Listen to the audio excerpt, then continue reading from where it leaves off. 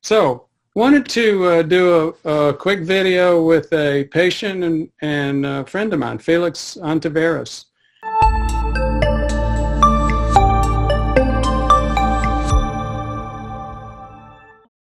I first met Felix by phone. He called me, what was it? We talked about that. It was about 2 years ago, 2.5.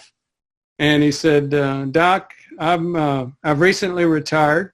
I had a very active business. It was in helping clean up after disasters like hurricanes. But one of the things I did was I ended up working a lot and putting my health off. And at this point, I've got some things going on with my health, and I want to focus on those. And you know what? Even though I wish I had focused more on my health earlier, it's never too late. And I'm going to get in the saddle and see what I can do to get some of this fixed. So he's also got a couple other stories. That was 2.5 years ago. He's made some incredible improvements over some of the challenges that he had with some kidney problems, which I think we can talk about. And now he's in the mode of saying, okay, this is a marathon. It's not a sprint. So Felix, take it from your side. All right. So yeah, you're right. I contacted you. I actually contacted you all while I was in the hospital waiting to have bypass surgery, 6 bypass. Oh, really? And I told, we'd spoke, and I said, after I get out of the hospital, I started reading the book, and that's what made me call you all, that I wanted to go beyond that standard of care, because, I knew I was a type 2 diabetic, but my cholesterol had always been a number that wasn't high. I was never above 200, so I thought, how could this possibly happen? I knew I'd had some stents put in on 2 occasions before. And like you had mentioned, I worked, I had my own business, it was a stressful business. And, I failed to exercise and eat a good diet. When I did exercise, there was never any consistency. I might go hard at it for a few weeks or a month and be off of it for 10 or 11 months, so. And my diet was never very good. But I always went to the doctor, always got that cholesterol check. And, I thought, yeah, it's not that bad. In my diabetes, I always went in and had my A1C checked. And yes, it was hot. I was in the, 8s, 9s. And at one time I was even in the 11s, but there was never anybody said, you got to change this, as far as those docs saying, you got to change this or you're going to, you're going to damage your heart. It was always about my kidneys or always about, other function, but nobody ever spelled it out like it is in that book, Yeah. And like what you all do. And so when I when I was told I was going to have that bypass in 6 of them, I went and talked to 2 other doctors, and they confirmed it too. So I spent about 2 weeks in a hospital waiting for that. And during that time, I read the book and I reached out to you all and said, hey, when this is all done, I want to get part of this program and start going beyond this. I want to know why, why, and I want to make the changes, and how do I do that? So after I recovered, you all came into Tulsa and we visited, did a lot of lab work. And, I think that may have been 3 years ago. And then we started doing this on a regular basis, and you all went over and explained all the different labs, and made changes in some of my medication. And it took a while for my diabetes doctor to be on sync. He questioned the methods, and like any doctor, they question, what are you selling at the end? Is there a secret potion that you're selling? That's what he assumed, as well as my cardiologist. And I think it took the second labs for them to look at all the detail that you all were doing that they were never doing, and who the labs were being done by, that they started really looking more into this, especially when my cholesterol, when you made the medication change on my statin, that it went up and then it started going down and getting more in level. when it first went up, both doctors were like, I think we need to go back. And I go, well, Dr. Brewer said, give it some time, give it a couple months and let's get some good labs in this thing. And, but the third month when it started going down a lot further than they'd ever seen, that was an eye opener. And my diabetes doctor wasn't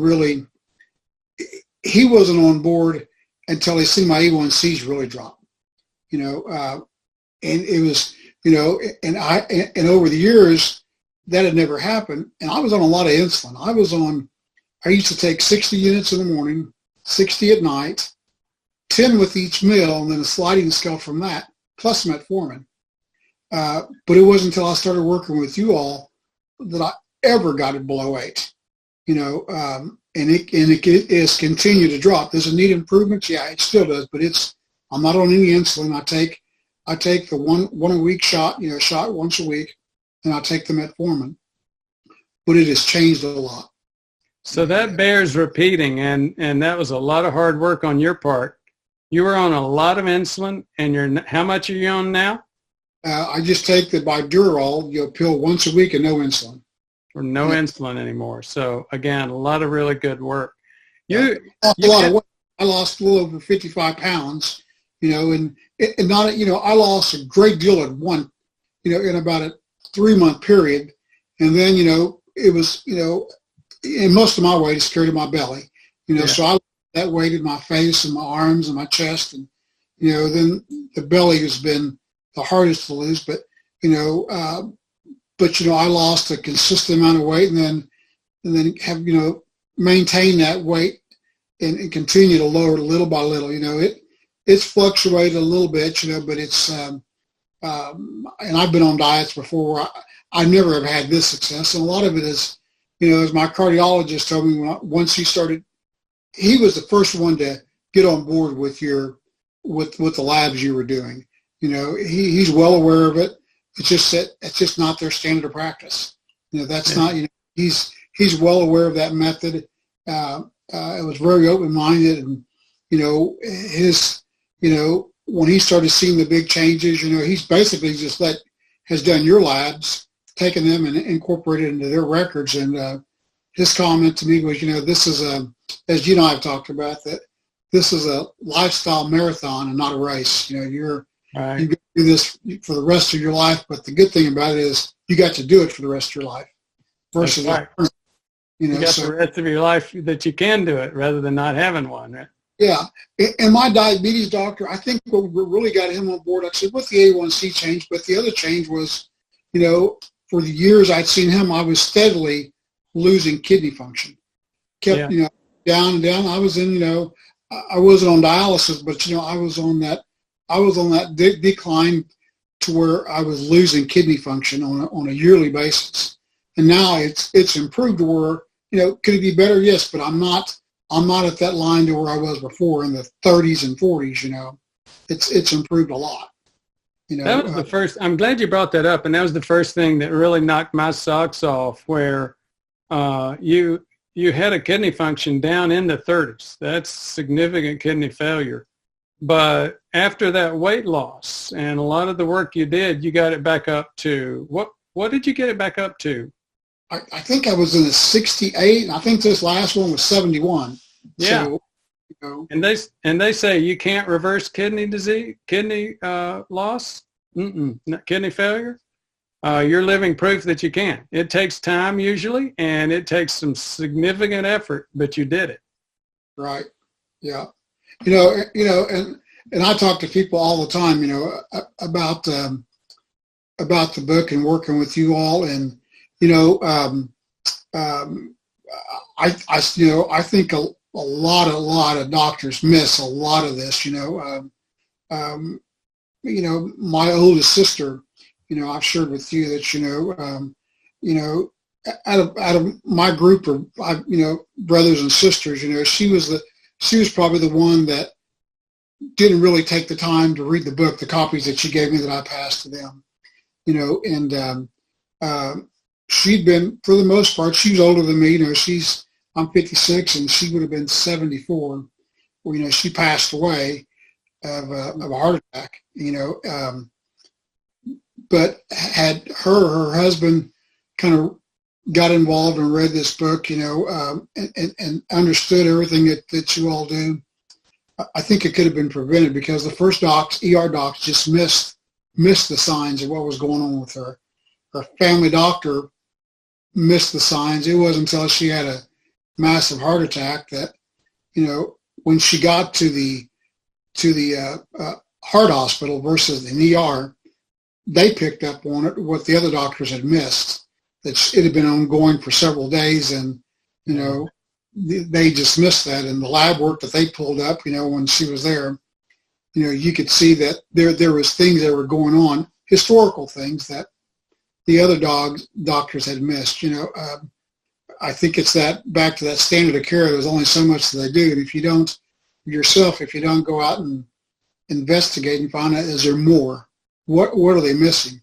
You're going to follow that same trail over and over and over without ever, taking a different route and looking, is there something else? Because had I not contacted you all, would I lost weight? Yeah. Would I made some changes on eating red meat? Absolutely. But I think my biggest failures would have been the carbs, and really understanding, what I see today when you all do labs for me. Still do labs with my other two doctors, but I really don't look at those very often, just for the fact that they're not nowhere near as detailed as these, the labs that we do together.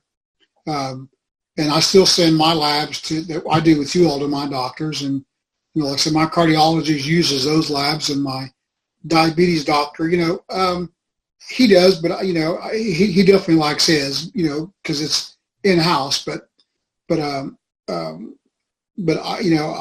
think all of them get a lot more benefit than what you all are doing. And I think you have to, when you're in a situation where you're diabetic, you have any kidney failure, you have any cardiovascular disease. I just don't think you can afford to do that standard of care. You can't for very long. Well, I mean, or you get what you get. I certainly appreciate you sharing that. I wanted to make a comment. We just had the Louisville event a few weeks ago, and one of the major focus points was, look, this is a team. It's a community. There's more than just me out there. I've got friends. I've got family. I just wanted to compliment you and make the other folks aware. So after getting up and rolling with this, Felix said, you know what? I've got a family here. We've got several people with risk. Got a couple of friends. Why don't you just come over here? And we did. We went to Tulsa. We rented some rooms in a hotel there and set up an event right there for the Ontiveros family and a couple of other folks. It was a great event. Loved it. It was an eye opener for all of them. The ones that participated or wanted to. It was an eye opener for all of them. And I still got some siblings that they're hesitant to do this only because they really don't want to know. And I understand that. And that may have been my deal years ago, that I really didn't want. I was in denial. I really didn't want to know. I took my medication, but I really don't. I really, if I didn't think about it, it wasn't true. But right. If you don't think about it, it will come true. Exactly. That's it's scary to deal with it. Yes. But once you realize there's a way out, it's like, I should have done this years ago. Right. Yeah. Yeah. Well, Felix, this has been a great interview, a great visit. I appreciate what you've shared. I appreciate you sharing things that other folks can use in terms of improving their health and the health of their community and family. It's been great. I appreciate working with you all. It's, y'all have been wonderful. Thank you much. Anything else? Nope. I think that's it. Okay. We'll talk to you later. Thank you. Bye-bye.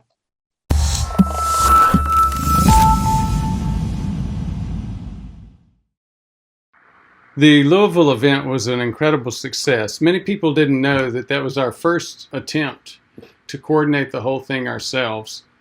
And it was better than we had hoped. A lot of focus and people saying, you know what, I know that we can deal with this together as a group. There are other people that I'm meeting here at this event that are doing the same things I'm doing and with success. I don't have to be a doctor to know all this stuff. We are going to go ahead and have another one on February 28th in the Hyatt Regency Grand Cypress in Orlando.